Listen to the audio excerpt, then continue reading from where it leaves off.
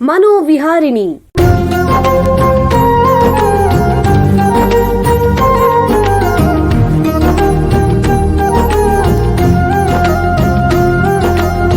ಬೆಂಗಳೂರಿನ ನಿಮ್ಹಾನ್ಸ್ ವತಿಯಿಂದ ಮಾನಸಿಕ ಆರೋಗ್ಯ ಮತ್ತು ನರವಿಜ್ಞಾನ ಕುರಿತ ಪ್ರಾಯೋಜಿತ ಶಿಕ್ಷಣ ಮಾಲಿಕೆ.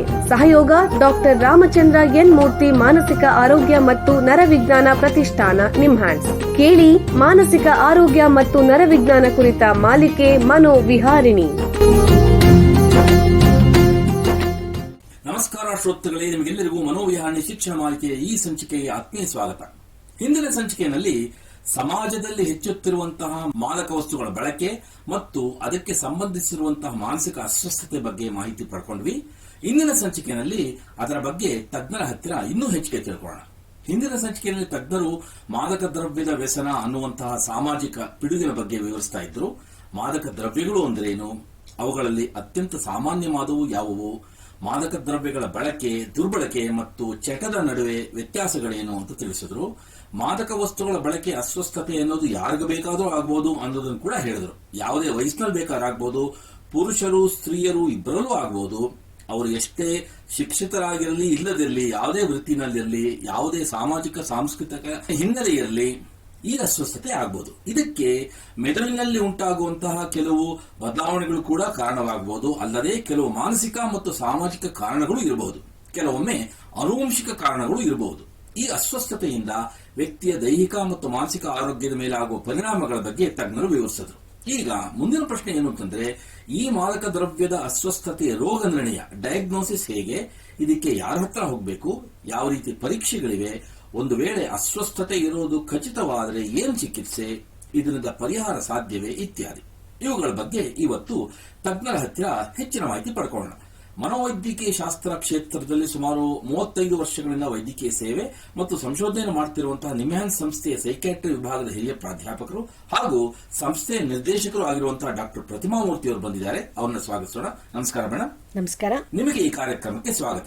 ಡಾಕ್ಟರೇ, ಮೊದಲನೇ ಪ್ರಶ್ನೆ ತಮಗೇನು ಅಂತಂದ್ರೆ, ಒಬ್ಬ ವ್ಯಕ್ತಿಗೆ ಮಾದಕ ವಸ್ತುಗಳ ಬಳಕೆಯ ಅಸ್ವಸ್ಥತೆ ಇದ್ರೆ ಅವರು ಯಾರನ್ನ ಸಂಪರ್ಕಿಸಬೇಕು, ದಯವಿಟ್ಟು ತಿಳಿಸಿ. ಅಸ್ವಸ್ಥತೆಗೆ ಮುಂಚೆ ಆಗೋದು ಈ ಒಂದು ಹವ್ಯಾಸ ಯಾವಾಗ ವ್ಯತ್ಯಾಸವಾಗ್ತಾ ಇದೆ ಅಂತ ಮಾಡ್ಕೊಳ್ಳೋದು ನಮ್ಮಲ್ಲೇ ನಾವು ನೋಡ್ಕೋಬಹುದು. ಸೊ ನಾವು ಎಲ್ಲರೂ ನಮ್ಮನ್ನೇ ನಾವು ರೆಗ್ಯುಲೇಟ್ ಮಾಡ್ಕೊಳ್ಬಹುದು. ಏನಾದ್ರೂ ಒಂದು ತೊಂದರೆಗಳಾಗ್ತಾ ಇದೆ ಅಂತ ಹೇಳಿ ನನ್ ಕಂಟ್ರೋಲ್ ಮಾಡಕ್ ಆಗ್ತಾ ಇಲ್ಲ, ಆ ತರ ಆಗ್ತಾ ಇದೆ ಅಂತ ಹೇಳಿದ್ರೆ ಹೆಲ್ಪ್ ಲೈನ್ಸ್ ಅಂತ ಇರುತ್ತೆ. ಉದಾಹರಣೆಗೆ ಟೆಲಿಮಾನಸ್ ಹೆಲ್ಪ್ ಲೈನ್ ಅಂತ ಹೇಳಿ 14416 ಅದಕ್ಕೆ ಕರೆ ಮಾಡಿ ಯಾವ್ದಾದ್ರೂ ಒಬ್ಬ ಕೌನ್ಸಿಲರ್ ಹತ್ರ ಮಾತಾಡ್ಬೋದು. ಅದೇ ರೀತಿ ತಂಬಾಕು ಕೂಡ ಕ್ವಿಟ್ ಲೈನ್ ಇದೆ, ಟೆಲಿಮಾನಸ್ ಇದೆ, ಆ ತರ ಹೆಲ್ಪ್ ಲೈನ್ಸ್ ಇರಬಹುದು. ಅಥವಾ ಯಾವುದೇ ಹತ್ತಿರದಲ್ಲಿದ್ದ ಒಂದು ಕ್ಲಿನಿಕ್ ಆಗಿದ್ರು ಸಹ, ಆಸ್ಪತ್ರೆ ಆಗಿದ್ರು ಸಹ ಅಲ್ಲಿ ಹೋಗಿ ವೈದ್ಯರನ್ನ ಸಂಪರ್ಕಿಸಿದ್ರೆ ಎಲ್ಲರೂ ಹೇಳಬೇಕು. ಆ ಒಂದು ಹಿಸ್ಟ್ರಿ ತಗೊಂಡು ವೈದ್ಯರಿರ್ಬಹುದು, ಕೌನ್ಸಿಲರ್ ಇರ್ಬೋದು, ಆಪ್ತ ಸಮಾಲೋಚನೆ ನೀಡ್ತಾರೆ. ತೀವ್ರವಾಗಿ ಇಂಟಾಕ್ಸಿಕೇಶನ್ ಆದಾಗ ಕ್ಯಾಶುಯಾಲಿಟಿ ಕರ್ಕೊಂಡು ಹೋಗಿ ಬ್ರೆಥಲೈಸರ್ ಅಂತ ಮಾಡ್ತೀವಿ, ಬ್ಲಡ್ ಅನಾಲಿಸಿಸ್ ಮಾಡ್ತೀವಿ. ಎರಡನೇದೇನಂತ ಹೇಳಿದ್ರೆ ವಿತ್ಡ್ರಾಲ್ ಸಿಂಪ್ಟಮ್ಸ್ ಬರೋದು ಅಂತ ಹೇಳಿದ್ರೆ, ಇದು ಏಕ್ದಮ್ ಬಿಟ್ಟಾಗ ಏನಾಗುತ್ತೆ ಅಂತ ಹೇಳಿದ್ರೆ ನಿದ್ರೆ ಬರೋದಿಲ್ಲ, ಆತಂಕ ಆಗ್ಬೋದು, ಬೇಜಾರಾಗ್ಬೋದು, ಬೇರೆ ಥರ ಬಿಹೇವಿಯರಲ್ ಪ್ರಾಬ್ಲಮ್ಸ್ ಆಗ್ಬೋದು. ಆ ವಿತ್ಡ್ರಾಲ್ ಸಿಂಪ್ಟಮ್ಸ್ ಶಮನ ಮಾಡೋದಕ್ಕೆ ಟ್ರೀಟ್ಮೆಂಟ್ ಕೊಡ್ತೇವೆ. ನೆಕ್ಸ್ಟ್ ಏನು ಅಂತ ಹೇಳಿದ್ರೆ ಮೋಟಿವೇಶನ್ ಅಂತ ಹೇಳಿದ್ರೆ, ನಾನು ಯಾತಕ್ಕೆ ನಿಲ್ಲಿಸಬೇಕು, ಇದನ್ನ ಬಿಟ್ಟಾಗ ಏನೇನು ಕಷ್ಟಗಳಾಗಬಹುದು. ಈ ಒಂದು ಆಸೆ ಕಡಿಮೆ ಮಾಡುವಂತ ದ್ರವ್ಯಗಳು ಡಾಕ್ಟರ್ಸೇ ಪ್ರಿಸ್ಕ್ರೈಬ್ ಮಾಡ್ತಾರೆ. ಅದಕ್ಕೆ ಆಂಟಿ ಕ್ರೇವಿಂಗ್ ಮೆಡಿಕೇಶನ್ ಅಂತ ಹೇಳ್ತೀವಿ. ಅದೇ ರೀತಿ ಮೋಟಿವೇಶನ್ ಟು ಸ್ಟಾಪ್, ಆಮೇಲೆ ರಿಲ್ಯಾಪ್ಸ್ ಪ್ರಿವೆನ್ಷನ್ ಅಂತ, ಅದನ್ನ ಹೇಗೆ ತಡ್ಕೋಬೇಕು ಅಂತ ಹೇಳಿ ಆಪ್ತ ಸಮಾಲೋಚನೆ, ಇಂಡಿವಿಜುವಲ್ ಕೌನ್ಸಿಲಿಂಗ್, ಫ್ಯಾಮಿಲಿ ಕೌನ್ಸಿಲಿಂಗ್ ಅದನ್ನು ಸಹ ನಾವು ಕೊಡ್ತೇವೆ. ಮಾದಕ ವಸ್ತುಗಳ ಬಳಕೆಯ ಅಸ್ವಸ್ಥತೆಯ ಡಯಾಗ್ನೋಸಿಸ್, ರೋಗ ನಿರ್ಣಯ ಹೇಗೆ, ಪರೀಕ್ಷೆಗಳಿದೆಯೇ ಅಥವಾ ಸ್ಕ್ಯಾನ್ಗಳಿದೆಯೇ? ಸೊ ಒಂದು, ಈ ರೋಗವನ್ನ ಹೇಗೆ ಕಂಡುಹಿಡಿತೀವಿ ಅಂತ ಹೇಳಿದ್ರೆ ಹಿಸ್ಟ್ರಿ ಮೂಲಕ. ಈ ವ್ಯಕ್ತಿ ಯಾವ ಒಂದು ವಯಸ್ಸಿನಲ್ಲಿ ಸೇವನೆ ಮಾಡಿದ್ರು, ಆನುವಂಶಿಕವಾಗಿ ಇತ್ತ ಈ ತರ ತೊಂದರೆಗಳು, ಚಿಕ್ಕ ವಯಸ್ಸಿನಲ್ಲಿ ಏನಾದ್ರೂ ಒಂದು ಮಾನಸಿಕ ತೊಂದರೆಗಳಿತ್ತ, ಸೊ ಆ ತರ ಕೇಳ್ತೇವೆ. ಆ ನಂತರ ಈ ಒಂದು ಸೇವನೆ ಮಾಡೋದ್ರಿಂದ ಏನೇನು ತೊಂದರೆಗಳಾಗಿದೆ ಅಂತ ಕೇಳ್ಕೊತೇವೆ. ಆಮೇಲೆ ಹಿಂದೆ ಯಾವಾಗಲಾದ್ರು ಬಿಟ್ಟಿದ್ದಾರಾ, ಆವಾಗ ಏನಾಯ್ತು, ಏನ್ ಕಾರಣ ತಿರುಗಿ ಒಂದು ಸೇವನೆ ಮಾಡೋದಕ್ಕೊಂದು ಸಂದರ್ಭ ಬಂತು. ಅದೇ ರೀತಿ ರಕ್ತ ಪರೀಕ್ಷೆಗಳಿದೆ, ಯೂರಿನ್ ಪರೀಕ್ಷೆಗಳಿದೆ, ಕೆಲವು ಮಾದಕ ದ್ರವ್ಯಗಳನ್ನು ಕಂಡುಹಿಡಿಯೋದಕ್ಕೆ. ಅದೇ ರೀತಿ ಹಾರ್ಟಿನ ಮೇಲೆ ಪರಿಣಾಮ ಆದರೆ ECG ಮಾಡಬಹುದು, ಶ್ವಾಸಕೋಶದ ಮೇಲೆ ತೊಂದರೆ ಆಗಿದ್ರೆ ಎಕ್ಸ್ರೇಗಳು ಮಾಡಬಹುದು, ಮೆದುಳಿನ ಮೇಲೆ ತೀವ್ರವಾಗಿ ತೊಂದರೆ ಆಗಿದೆ ಅಂತ ಹೇಳಿದ್ರೆ ಸ್ಕ್ಯಾನಿಂಗ್ ಸಹ ಮಾಡಬಹುದು. ಸ್ಕ್ಯಾನಿಂಗ್ ಈಗ ಮೆದುಳಿನ ಮಾತ್ರ ಅಲ್ಲ, ಅಬ್ಡಾಮಿನಲ್ ಸ್ಕ್ಯಾನಿಂಗ್, ಲಿವರ್, ಸ್ಪ್ಲೀನ್, ಅದ್ರ ಮೇಲೆ ಏನೇನು ತೊಂದರೆಗಳಾಗಿದೆ ಅಂತ ನೋಡ್ಬೋದು. ನರ ಪರೀಕ್ಷೆ ಕೂಡ ENMG ಅಂತ ಮಾಡ್ತೀವಿ. ಇನ್ಫೆಕ್ಷನ್ಗಳಿದ್ರೆ ಅದಕ್ಕೆ ನಾವು ರಕ್ತ ತಪಾಸಣೆ ಮಾಡಬೇಕು. ಹೆಪಟೈಟಿಸ್ ಇದೆಯಾ, HIV ಇದೆಯಾ ಅಂತ ನೋಡಿಕೊಂಡು ಅದಕ್ಕೆ ತಕ್ಕಂತೆ ನಾವು ಚಿಕಿತ್ಸೆ ನೀಡ್ಬೋದು. ಒಂದು ವೇಳೆ ಅಸ್ವಸ್ಥತೆ ಇರೋದು ಖಚಿತವಾದರೆ ಮುಖ್ಯ ಚಿಕಿತ್ಸೆಗಳು ಯಾವುವು? ಔಷಧಿಗಳೇ, ಇತರ ಚಿಕಿತ್ಸೆಗಳೇ, ಸಮಾಲೋಚನೆ, ಜೀವನ ಶೈಲಿ ಬದಲಾವಣೆ ಯಾವುದು ಮಾಡಬೇಕು? ಎಲ್ಲ ಮುಖ್ಯ. ಆ ವ್ಯಕ್ತಿ ಸೇವನೆ ಮಾಡಿ ತಮಗೆ ಆಗದ ಒಂದು ವಿಥಡ್ರಾಲ್ ಸಿಂಪ್ಟಮ್ಸ್ ಇದ್ದರೆ ಆ ವಿಥಡ್ರಾಲ್ ಸಿಂಪ್ಟಮ್ಸ್ಗೆ ಮೊದಲು ಚಿಕಿತ್ಸೆ ನೀಡೋದು. ಏನಂತ ಹೇಳಿದ್ರೆ ನಿದ್ರೆ ಬರೋ ಹಾಗೆ, ಮಧ್ಯಾಹ್ನ ಬಿಟ್ಟಾಗ ಕೈ ನಡ್ಕ ಬರ್ಬೋದು, ಬ್ಲಡ್ ಪ್ರೆಷರಲ್ಲಿ ಏರುಪೇರು ಆಗ್ಬೋದು. ಓಪಿಯಾಯ್ಡ್ಸ್ ಅಂತ ಹೇಳಿದೆ, ಅದನ್ನು ಸೇವನೆ ಸಡನ್ನಾಗಿ ಬಿಟ್ಟರೆ ಕಣ್ಣಲ್ಲಿ ನೀರು ಬರೋದು, ಮೂಗಲ್ಲಿ ನೀರು ಸುರಿಯೋದು, ಮೈ ಕೈ ಕಾಲು ತುಂಬ ನೋವಾಗೋದು, ಆ ಥರ ತೊಂದರೆಗಳಾಗ್ಬೋದು. ಸೆಳೆತ ಇನ್ನೊಂದು. ಅದನ್ನೆಲ್ಲ ಕಡಿಮೆ ಮಾಡೋದಕ್ಕೆ ಔಷಧಿಗಳಿದೆ, ಆ ಜೊತೆಯಲ್ಲಿ ಆಪ್ತ ಸಮಾಲೋಚನೆ ನೀಡ್ತೇವೆ. ಬಿಟ್ಟ ಮೇಲೆ ತಿರುಗಿ ಸೇವನೆ ಮಾಡಬಾರ್ದು ಅಂತ ಇದ್ದಾಗ ಆಂಟಿ ಕ್ರೇವಿಂಗ್ ದ್ರವ್ಯಗಳಿದೆ, ಮೆಡಿಸಿನ್ಸ್ ಇದೆ, ಅದನ್ನ ಕೊಡಬಹುದು. ಜೊತೆಯಲ್ಲಿ ಜೀವನ ಶೈಲಿಯನ್ನ ವ್ಯತ್ಯಾಸ ಮಾಡ್ಕೊಳ್ಳೋದ್ರ ಬಗ್ಗೆ ಆಪ್ತ ಸಮಾಲೋಚನೆ ಕೊಡೋದು, ಸಪೋರ್ಟ್ ನೀಡೋದು. ಇನ್ನೊಂದೇನು ಅಂತ ಹೇಳಿದ್ರೆ, ಇದೆಲ್ಲ ಕ್ರಾನಿಕ್ ರಿಲ್ಯಾಪ್ಸಿಂಗ್ ಕಂಡೀಷನ್ಸ್ ಅಂತ ಹೇಳ್ತೀವಿ. ನಾವು ಸುಮ್ಮನೆ ಒಂದ್ಸರಿ ಚಿಕಿತ್ಸೆ ಕೊಟ್ಟು ಬಿಟ್ಬಿಟ್ರೆ ಅದು ಸರಿ ಹೋಯ್ತು ಅಂದ್ಕೊಳಕ್ಕಾಗೋದಿಲ್ಲ. ಸೊ ಅಟ್ಲೀಸ್ಟ್ ತಿಂಗಳು 15 ದಿವಸಕ್ಕೆ ಒಂದ್ಸರಿ ಅವ್ರು ಬಂದು ಕೌನ್ಸಿಲರನ್ನು, ಡಾಕ್ಟರ್ನ ನೋಡಬೇಕು. ಮಧ್ಯದಲ್ಲಿ ಏನಾದರೂ ಒಂದು ಸ್ವಲ್ಪ ದುಡುಕಿದ್ರೆ ಅದನ್ನು ಸರಿ ಮಾಡಿಸ್ಕೊಳ್ಳೋದು. ಈಗ ಒಂದು ಸಣ್ಣ ವಿರಾಮ ತಗೊಳ್ಳೋಣ. ನಂತರ ಮಾದಕ ವಸ್ತುಗಳ ಬಳಕೆ, ಅಸ್ವಸ್ಥತೆ, ರೋಗ ನಿರ್ಣಯ ಮತ್ತು ಚಿಕಿತ್ಸೆ ಬಗ್ಗೆ ಚರ್ಚೆನ ಮುಂದುವರಿಸೋಣ. ಬೆಂಗಳೂರಿನ ನಿಮ್ಹಾನ್ಸ್ ಮಾನಸಿಕ ಆರೋಗ್ಯ ಮತ್ತು ನರವಿಜ್ಞಾನ ಕ್ಷೇತ್ರದಲ್ಲಿ ಹೆಸರುವಾಸಿ. ಶ್ರೇಷ್ಠ ಮಟ್ಟದ ಔಷಧೋಪಚಾರ, ಸಂಶೋಧನೆ ಮತ್ತು ತರಬೇತಿ ಇವೇ ನಿಮ್ಹಾನ್ಸ್ನ ಪ್ರಮುಖ ಧ್ಯೇಯಗಳು. ದೇಶದ ವಿವಿಧ ಭಾಗಗಳಿಂದ ಬರುವ ಲಕ್ಷಾಂತರ ಜನರಿಗೆ ಚಿಕಿತ್ಸೆ ನೀಡುವ ನಿಮ್ಹಾನ್ಸ್ಗೆ ರಾಷ್ಟ್ರೀಯ ಪ್ರಾಮುಖ್ಯತಾ ಸಂಸ್ಥೆ ಎಂಬ ಗೌರವ.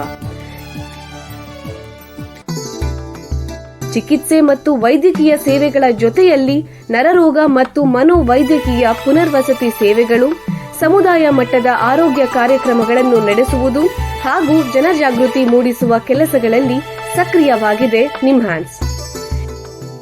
ಈ ನಿಟ್ಟಿನಲ್ಲಿ ಆಕಾಶವಾಣಿಯ ಶ್ರೋತೃಗಳಿಗೆ ನರಮಂಡಲ ಮತ್ತು ಮಾನಸಿಕ ಆರೋಗ್ಯದ ಬಗ್ಗೆ ಉಪಯುಕ್ತ ಮಾಹಿತಿ ನೀಡುವುದೇ ಡಾಕ್ಟರ್ ರಾಮಚಂದ್ರ ಎನ್ ಮೂರ್ತಿ ಮಾನಸಿಕ ಆರೋಗ್ಯ ಮತ್ತು ನರವಿಜ್ಞಾನ ಪ್ರತಿಷ್ಠಾನ ನಿಮ್ಹಾನ್ಸ್ನ ಸಹಯೋಗದೊಂದಿಗೆ ಮೂಡಿಬರುತ್ತಿರುವ ಈ ಮನೋವಿಹಾರಿಣಿ ಶಿಕ್ಷಣ ಮಾಲಿಕೆಯ ಮೂಲ ಉದ್ದೇಶ. ವಿರಾಮದ ನಂತರ ಮನೋವಿಹಾರಣಿ ಈ ಸಂಚಿಕೆಗೆ ನಿಮಗೆಲ್ಲರಿಗೂ ಮತ್ತೊಮ್ಮೆ ಸ್ವಾಗತ. ವಿರಾಮಕ್ಕೆ ಮುಂಚೆ ಮಾದಕ ವಸ್ತುಗಳ ಬಳಕೆ, ಅಸ್ವಸ್ಥತೆ, ರೋಗ ನಿರ್ಣಯ ಮತ್ತು ಚಿಕಿತ್ಸೆಯ ಬಗ್ಗೆ ನಿಮ್ಹಾನ್ಸ್ನ ತಜ್ಞರಾದ ಡಾಕ್ಟರ್ ಪ್ರತಿಮಾ ಮೂರ್ತಿ ಅವರ ಹತ್ರ ಮಾತಾಡ್ತಾ ಇದ್ವಿ. ಈಗ ಚರ್ಚೆನ ಮುಂದುವರಿಸೋಣ. ಡಾಕ್ಟ್ರೇ, ಈ ವಿವಿಧ ಮಾದಕ ವಸ್ತುಗಳ ಬಳಕೆ, ಅಸ್ವಸ್ಥತೆಗಳಿಗೆ ವಿವಿಧ ರೀತಿಯ ಔಷಧಿಗಳಿವೆ, ಅವು ಪರಿಣಾಮಕಾರಿ? ದಯವಿಟ್ಟು ತಿಳಿಸಿ. ಮದ್ಯಕ್ಕೆ ಆಂಟಿ ಕ್ರೇವಿಂಗ್ ಏಜೆಂಟ್ಸ್ ಅಂತ ನಾವು ಕೊಡ್ಬೋದು, ತಗೊಳ್ದೇ ಇರೋ ಹಾಗೆ ಸೇವನೆ ಕಡಿಮೆ ಮಾಡೋದಕ್ಕೆ ಅಥವಾ ಸೇವನೆ ನಿಲ್ಸೋದಕ್ಕೆ. ತಂಬಾಕು ಸೇವನೆ ಕಡಿಮೆ ಮಾಡಬೇಕು ಅಂತ ಹೇಳಿದ್ರೆ 2 ರೀತಿಯ ಚಿಕಿತ್ಸೆ ನಾವು ನೀಡ್ತೇವೆ. ಒಂದು ನಿಕೋಟಿನ್ ರಿಪ್ಲೇಸ್ಮೆಂಟ್ ಥೆರಪಿ ಅಂತ ಹೇಳಿ, ಬರೀ ನಿಕೋಟಿನ್ ಸ್ವಲ್ಪ ಮಟ್ಟಿಗೆ ಕೊಟ್ರೆ ಆ ಒಂದು ಸೆಳೆತ ಬರೋದ್ರಿಲ್ಲ, ಇದು ಮುಖ್ಯವಾದ ಉದ್ದೇಶ. ಸೊ ಈ ನಿಕೋಟಿನ್ ರಿಪ್ಲೇಸ್ಮೆಂಟ್ ಥೆರಪಿ ಅಂತ ಹೇಳಿದ್ರೆ ಗಮ್ಸ್ ಇರ್ಬೋದು, ಪ್ಯಾಚಸ್ ಇರ್ಬೋದು.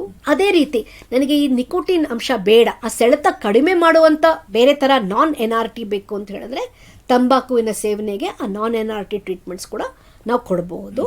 ಅದೇ ರೀತಿ ಓಪಿಯಾಯ್ಡ್ಸ್ ಅಂತ ಹೇಳಿದ್ರೆ ಬ್ರೌನ್ ಶುಗರ್, ಮಾರ್ಫಿನ್, ಪೆಥಿಡೀನ್, ಪ್ರೊಪಾಕ್ಸಿಫಿನ್, ಟ್ರಾಮಡಾಲ್, ಟಪೆಂಟಡಾಲ್ ಅಂತ ಬೇರೆ ಬೇರೆ ತರ ದ್ರವ್ಯಗಳನ್ನು ಉಪಯೋಗಿಸ್ತಾ ಇರ್ಬೋದು ಜನ. ಸೊ ಆ ವಿಥಡ್ರಾಲ್ ಸಿಂಪ್ಟಮ್ಸ್ಗೆ ನಾವೇ ಸೂಪರ್ವೈಸ್ಡ್ ಓಪಿಯಾಯ್ಡ್ ದ್ರವ್ಯಗಳನ್ನು ಕೊಡ್ತೇವೆ. ಅದಾದ ನಂತರ ಓಪಿಯಾಯ್ಡ್ ಸಬ್ಸ್ಟಿಟ್ಯೂಷನ್ ಥೆರಪಿ ಅಂತ ಹೇಳ್ತೀವಿ, ಅಥವಾ ಓಪಿಯಾಯ್ಡ್ ಮೇಂಟೆನೆನ್ಸ್ ಟ್ರೀಟ್ಮೆಂಟ್ ಅಂತ ಕೊಡ್ತೇವೆ. ಅಥವಾ ಅವರಿಗೆ ಅದನ್ನು ತಗೊಳ್ಬೇಕಾಗಿಲ್ಲ ಅಂತ ಹೇಳಿದ್ರೆ ಅದರ ಇಫೆಕ್ಟ್ ಕಡಿಮೆ ಮಾಡುವಂಥ ಔಷಧಿಗಳನ್ನು ಕೊಡ್ತೇವೆ. ಅದೇ ರೀತಿ ಸೆಡೆಟಿವ್ಸ್, ಹಿಪ್ನಾಟಿಕ್ಸ್ ಅಂತ ಹೇಳಿ ನಿದ್ರಾ ದ್ರವ್ಯಗಳು, ಅದು ತುಂಬ ಜನ ದುರುಪಯೋಗ ಮಾಡ್ತಾರೆ. ಹೇಗೆ ಕಾಲಕ್ರಮೇಣ ಅದನ್ನು ಕಡಿಮೆ ಮಾಡಬಹುದು. ಆ ವಿಥಡ್ರಾಲ್ ಸಿಂಪ್ಟಮ್ಸ್ ಬಂದಾಗ ಬೇರೆ ಯಾವ ಥರ ಟ್ರೀಟ್ಮೆಂಟ್ ಕೊಡಬಹುದು ಅದನ್ನು ಕೂಡ ನಾವು ಕೊಡ್ತೇವೆ. ಅದರ ಜೊತೆಯಲ್ಲಿ ಶಾರೀರಿಕವಾಗಿ ತೊಂದರೆ ಆಗುತ್ತೆ. ಉದಾಹರಣೆಗೆ ಮದ್ಯ ಮಾಡಿದಾಗ ವೈಟಮಿನ್ ಡೆಫಿಷಿಯನ್ಸೀಸ್ ಬಂದ್ಬಿಡುತ್ತೆ, especially vitamin B deficiencies, thymine deficiency ಅಂತ ಹೇಳ್ತೇವೆ. ಆ ಡೆಫಿಷಿಯನ್ಸಿ ಬಂದಿರೋದ್ರಿಂದ ಶರೀರದ ಮೇಲೆ ಏನೇನು ನಷ್ಟ ಆಗಿರ್ಬೋದು ಅದನ್ನು ನೋಡಿಕೊಂಡು ನಾವು ಅದಕ್ಕೆ ತಕ್ಕಂತೆ ಆ ವಿಟಮಿನ್ಸ್ ಕೊಡ್ತೇವೆ. ನಿದ್ರೆ ಸರಿ ಮಾಡೋದಕ್ಕೆ ಸಹ ಔಷಧಿಗಳಿಗಾಗಿರ್ಬೋದು ಅಥವಾ ಸ್ಲೀಪ್ ಹೈಜೀನ್ ಮೆಥಡ್ಸನ್ನು ಹೇಳ್ಕೊಡ್ತೇವೆ. ಎಲ್ಲ ಔಷಧಿಗಳನ್ನ ತಗೊಂಡು ಆಪ್ತ ಸಮಾಲೋಚನೆ ಮಾಡಿದಾಗ about 30 to 40% of people immediate ಅವ್ರಿಗೆ ಹೆಲ್ಪ್ ಆಗ್ಬೋದು. ಬಟ್ ಅವರು ಟ್ರೀಟ್ಮೆಂಟ್ ಚಿಕಿತ್ಸೆಯಲ್ಲಿ ಇದ್ದರೆ ಕಾಲಕ್ರಮೇಣ ಅವ್ರಿಗೆ ಅದರಿಂದ ಉಪಯೋಗ ಆಗುತ್ತೆ. ಮುಂಚೆ ನಾವು ಫಾಲೋ ಅಪ್ ಮಾಡದೇ ಇದ್ದಾಗ ರಿಲ್ಯಾಪ್ಸಸ್ 80 to 90% ಆಗ್ತಿತ್ತು. ಈಗ 60 to 70% of people do very well. ಇನ್ನು ಕೆಲವರಿಗೆ ಇನ್ನೂ ತೊಂದರೆಗಳಾಗ್ತಾ ಇರ್ಬೋದು, ಆವಾಗ ಇನ್ನೂ ಇಂಟೆನ್ಸಿವ್ ಟ್ರೀಟ್ಮೆಂಟ್ ಕೊಡಬೇಕಾಗುತ್ತೆ. ಫ್ಯಾಮಿಲಿ ಇನ್ವಾಲ್ವ್ಮೆಂಟು ಹೆಚ್ಚಾಗಿ ಮಾಡಬೇಕಾಗುತ್ತೆ, ನೋಡಬೇಕಾಗುತ್ತೆ ಏನು ಮಾಡಬೇಕು ಅಂತ ಹೇಳಿ. ಈಗ ಈ ಔಷಧಿ ಚಿಕಿತ್ಸೆನ ಸಾಮಾನ್ಯವಾಗಿ ಎಷ್ಟು ಸಮಯ ತಗೋಬೇಕು ಮತ್ತು ಅವುಗಳಿಂದ ಯಾವ್ದಾದ್ರು ಸೈಡ್ ಎಫೆಕ್ಟ್ಸ್, ಅಡ್ಡ ಪರಿಣಾಮಗಳಿವೆ, ದಯವಿಟ್ಟು ತಿಳಿಸಿ. ಎಲ್ಲ ಔಷಧಿಗಳಲ್ಲೂ ಪರಿಣಾಮ ಇರುತ್ತೆ, ತಲೆನೋವಿನ ಮಾತ್ರೆಗೂ ಸಹ ದುಷ್ಪರಿಣಾಮ ಇರುತ್ತೆ. ಸೊ ನಾವು ಏನು ಮಾಡ್ತೀವಿ ಅಂತ ಹೇಳಿದ್ರೆ ಬೇಸ್ ಲೈನ್ ಟೆಸ್ಟ್ ಎಲ್ಲ ಮಾಡ್ತೀವಿ ಟು ಮೇಕ್ ಶ್ಯೂರ್ ಎಲ್ಲ ಸರಿಯಾಗಿದೆ ಅಂತ ಹೇಳಿ. ಕೆಲವು ದ್ರವ್ಯಗಳನ್ನು ಬೇಸ್ ಲೈನ್ ಟೆಸ್ಟ್ ಸರಿಯಾಗಿದ್ದಾಗ ಮಾತ್ರ ಶುರು ಮಾಡ್ತೀವಿ.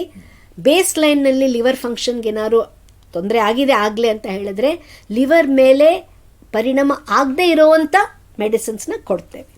ಬಟ್ ನಾವು ಮಾನಿಟರ್ ಮಾಡ್ತೇವೆ. ಕೆಲವು ಔಷಧಿಗಳಿಗೆ ನಾವು ಲಿವರ್ ಫಂಕ್ಷನ್ ಟೆಸ್ಟ್ ಅಥವಾ ರೀನಲ್ ಫಂಕ್ಷನ್ ಟೆಸ್ಟ್ನ ಮಾಡಿ ಅದರಿಂದ ಏನು ತೊಂದರೆ ಆಗದೆ ಇರೋ ಹಾಗೆ ನೋಡ್ಕೊಳ್ತೇವೆ. ಅದರಿಂದ ಏನಾದರೂ ಸೈಡ್ ಎಫೆಕ್ಟ್ಸ್ ಆಗ್ತಾ ಇದ್ದರೆ ಆ ಸೈಡ್ ಎಫೆಕ್ಟ್ಸನ್ನು ಗುರುತಿಸಿ ಅದನ್ನು ಮೆಡಿಸಿನನ್ನು ನಿಲ್ಲಿಸ್ಬೇಕಾ ವ್ಯತ್ಯಾಸ ಮಾಡಬೇಕು ಅನ್ನೋ ನಿರ್ಧಾರಗಳು ತಗೋತೀವಿ. ಎರಡನೇದೇನು ಅಂತ ಹೇಳಿದ್ರೆ ಎಷ್ಟು ದಿನ ತಗೋಬೇಕು ಅಂತ ಹೇಳಿದ್ರಿ. ಈ ವಿಥಡ್ರಾಲ್ ಸಿಂಪ್ಟಮ್ಸು ಉದಾಹರಣೆಗೆ ಮದ್ಯ, ತಂಬಾಕು ಒಂದು ಕೆಲವು ವಾರಗಳಷ್ಟೇ, ಆಮೇಲೆ ಕಡಿಮೆ ಆಗುತ್ತೆ ವಿಥಡ್ರಾಲ್ ಸಿಂಪ್ಟಮ್ಸ್. ಬಟ್ ಈ ಕ್ರೇವಿಂಗ್ ಏನಿದೆ, ಅದು ಸೆಳೆತ ಏನಿದೆ, ಒಂದು 6 ತಿಂಗಳು 1 ವರ್ಷ ಇರ್ಬೋದು. ಸೊ ಅದಕ್ಕೋಸ್ಕರ ಅಂಡರ್ ಫಾಲೋ ಅಪ್ ಇರಬೇಕು. ಇನ್ನು ಕೆಲವು ಅಭ್ಯಾಸಗಳಲ್ಲಿ, ಚಟಗಳಲ್ಲಿ, ಉದಾಹರಣೆ ಓಪಿಯಾಯ್ಡ್ ಅಡಿಕ್ಷನ್ ಆಗಿರ್ಬೋದು, ಆಲ್ಮೋಸ್ಟ್ 4-5 ಇಯರ್ಸ್ ತಗೋಬೇಕಾಗುತ್ತೆ. ಈಗ ಮಾದಕ ವಸ್ತುಗಳ ಬಳಕೆಯ ಅಸ್ವಸ್ಥತೆಗೆ ಔಷಧಿ ಅಲ್ಲದೆ ಅಥವಾ ಔಷಧಿ ಜೊತೆ ಬೇರೆ ಬೇರೆ ಚಿಕಿತ್ಸೆಗಳು ಯಾವುದಿರುತ್ತೆ? ಬೇರೆ ಬೇರೆ ಚಿಕಿತ್ಸೆಗಳಂದ್ರೆ ನಾನು ಆಪ್ತ ಸಮಾಲೋಚನೆ ಬಗ್ಗೆ ಆಗಲೇ ಹೇಳಿದೆ. ಇನ್ನು ಕೆಲವು ಜೀವನ ಶೈಲಿಗಳನ್ನು ವ್ಯತ್ಯಾಸ ಮಾಡಿಕೊಳ್ಳೋದು. ನಾವು ಸಾಕಷ್ಟು ಜನರಲ್ಲಿ ನೋಡಿದ್ದೇವೆ, ಯೋಗಾಭ್ಯಾಸವನ್ನು ಟ್ರೀಟ್ಮೆಂಟ್ಗಳ ಜೊತೆಲಿ ಮಾಡಿಕೊಂಡ್ರೆ ಮನಸ್ಸಿನ ಸಮಾಧಾನ ಹೇಗೆ ಮಾಡೋದು, ಆತಂಕವನ್ನು ಹೇಗೆ ಕಳ್ಕೊಳ್ಳೋದು, ಅದೆಲ್ಲ ಬಹಳ ಮುಖ್ಯ. ಇನ್ನೊಂದೇನು ಅಂತ ಹೇಳಿದ್ರೆ ಸಾಮಾಜಿಕ ಚಟುವಟಿಕೆಗಳಲ್ಲಿ ಒಗ್ಗೋದು, ಯಾವುದಾದ್ರು ಒಂದು ಅಸೋಸಿಯೇಷನ್ ಜಾಯ್ನ್ ಆಗೋದಾಗಲಿ, ಯಾವುದಾದ್ರೂ ಒಂದು ಸಂಘವನ್ನು ಜಾಯ್ನ್ ಆಗೋದಾಗಲಿ, ಆ ಥರ ಮಾಡ್ಕೊಳ್ಳೋದು. ಹೆಚ್ಚು ಸಮಯ ಫ್ಯಾಮಿಲಿ ಜೊತೆಯಲ್ಲಿ ಕಳೆಯೋದು, ಅದು ಬಹಳ ಮುಖ್ಯವಾದದ್ದು. ಅದೇ ರೀತಿ ವರ್ಕ್ ಪ್ಲೇಸ್ನಲ್ಲಿ ಏನಾದರೂ ತೊಂದರೆಗಳಾಗಿದ್ದೆ ಅದನ್ನು ಹೇಗೆ ಸರಿಪಡ್ಕೊಳ್ಳೋದು, ಜೊತೆಯಲ್ಲಿ ಏನಾದ್ರು ಮಾನಸಿಕ ತೊಂದರೆಗಳಿದ್ದರೆ ಅದನ್ನು ಹೇಗೆ ಸರಿಪಡಿಸ್ಕೊಳ್ಳೋದು, ಇದೆಲ್ಲ ಒಂದು comprehensive physical, mental, social and work place well being ಅಂತ ಹೇಳಿ ನಾವು ನೋಡಿಕೊಂಡ್ರೆ ಎಲ್ಲ ಒಂದು ಕಡೆ ದೃಷ್ಟಿಕೋನದಿಂದಲೂ ನಾವು ಒಂದು ಆರೋಗ್ಯವನ್ನು ಕಾಪಾಡ್ಕೊಳ್ಬೋದು. ಬಹಳ ಉಪಯುಕ್ತ ಮಾಹಿತಿ ನೀಡಿದಿರಾ. ನೋಡಿ, ನಿಮ್ಮ ಹತ್ರ ಮಾತಾಡ್ತಾ ಕಾಲ ಕಳೆದಿದ್ದೇ ಗೊತ್ತಾಗಲಿಲ್ಲ. ಇಲ್ಲಿಗೆ ಸಂಚಿಕೆ ಮುಗಿಸುವಂತ ಸಮಯ ಆಗ್ತಿದೆ. ಡಾಕ್ಟರ್ ಪ್ರತಿಮಾ ಮೂರ್ತಿ ಅವರೇ, ಎಲ್ಲ ಕೇಳುಗರಿಗೆ ಮಾದಕ ವಸ್ತುಗಳ ಬಳಕೆಯ ಅಸ್ವಸ್ಥತೆ, ರೋಗ ನಿರ್ಣಯ, ಡಯಾಗ್ನೋಸಿಸ್ ಮತ್ತು ಚಿಕಿತ್ಸೆ ಬಗ್ಗೆ ಉಪಯುಕ್ತ ಮಾಹಿತಿ ನೀಡಿದಿರಾ. ನಿಮಗೆ ಎಲ್ಲರ ಪರವಾಗಿ ಧನ್ಯವಾದಗಳು. ಶ್ರೋತೃಗಳೇ, ಮಾನಸಿಕ ಆರೋಗ್ಯ ಮತ್ತು ನರವಿಜ್ಞಾನದ ಬಗ್ಗೆ, ಅದರಲ್ಲೂ ಮಾದಕ ವಸ್ತುಗಳ ಬಳಕೆಯ ಅಸ್ವಸ್ಥತೆಯ ಬಗ್ಗೆ ಇನ್ನೂ ಹೆಚ್ಚಿನ ಮಾಹಿತಿಯೊಂದಿಗೆ ಮನೋವಿಹಾರಣೆಯ ಮುಂದಿನ ಸಂಚಿಕೆಯಲ್ಲಿ ಭೇಟಿಯಾಗೋಣ. ನಮಸ್ಕಾರ. ಇಲ್ಲಿಯವರೆಗೆ ಬೆಂಗಳೂರಿನ ನಿಮ್ಹಾನ್ಸ್ ವತಿಯಿಂದ ಮಾನಸಿಕ ಆರೋಗ್ಯ ಮತ್ತು ನರವಿಜ್ಞಾನ ಕುರಿತ ಪ್ರಾಯೋಜಿತ ಶಿಕ್ಷಣ ಮಾಲಿಕೆ ಮನೋವಿಹಾರಿಣಿ ಕೇಳಿದಿರಿ. ಸಹಯೋಗ ಡಾಕ್ಟರ್ ರಾಮಚಂದ್ರ ಎನ್ ಮೂರ್ತಿ, ಮಾನಸಿಕ ಆರೋಗ್ಯ ಮತ್ತು ನರವಿಜ್ಞಾನ ಪ್ರತಿಷ್ಠಾನ, ನಿಮ್ಹಾನ್ಸ್. ನೆರವು ಡಾಕ್ಟರ್ ಕೆಎಸ್ ಮೀನಾ, ನಿಮ್ಹಾನ್ಸ್. ಮಾನಸಿಕ ಆರೋಗ್ಯ ಶಿಕ್ಷಣ ವಿಭಾಗ, ನಿಮ್ಹಾನ್ಸ್ ಹಾಗೂ ನಿವೇದಿತಾ ಬಿಎಸ್, ನಿಮ್ಹಾನ್ಸ್. ಸಂಗೀತ ಸಂಯೋಜನೆ ಕೆ ಕಲ್ಯಾಣ್. ಪರಿಕಲ್ಪನೆ, ನಿರೂಪಣೆ ಮತ್ತು ನಿರ್ಮಾಣ ಡಾಕ್ಟರ್ ಎಂಎಂ ಶ್ರೀನಿವಾಸ್ ಭರತ್, ನಿಮ್ಹಾನ್ಸ್. ನಿಮ್ಮ ಸಂದೇಶಗಳನ್ನು ಕಳಿಸಬೇಕಾದ ದೂರವಾಣಿ ಸಂಖ್ಯೆ 89951055224 7899105524 ವಾಟ್ಸ್ಆಪ್ ಸಂದೇಶಗಳು ಮಾತ್ರ. ಈ ಕಾರ್ಯಕ್ರಮದ ಮುಂದಿನ ಸಂಚಿಕೆ ಮುಂದಿನ ವಾರ ಇದೇ ಸಮಯಕ್ಕೆ ಮನೋವಿಹಾರಿಣಿ ಮಾಲಿಕೆಯಲ್ಲಿ.